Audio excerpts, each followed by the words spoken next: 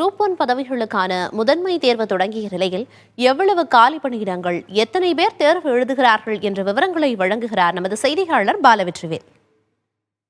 90 காலி பணியிடங்களுக்கான TNPSC group 1 முதன்மை தேர்வு இன்று தொடங்கியுள்ளது. இன்று தொடங்கி 13ஆம் தேதி வரை நடைபெறவுள்ள இந்த தேர்வுல 1888 பேர் தேர்வு எழுத தகுதி படைத்தவர்களாக இருக்கிறார்கள். தமிழ்நாட்டை பொறுத்தவரை துணை ஆட்சியர்கள், துணை காவல் கண்காணிப்பாளர்களுக்கான குரூப் 1 முதல்நிலை தேர்வு கடந்த ஜூலை 13ஆம் தேதி நடைபெற்றது. வெறும் 90 காலி பணியிடங்களுக்கு மாநிலம் முழுவதும் 1,60,000 பேர் எழுதினாங்க.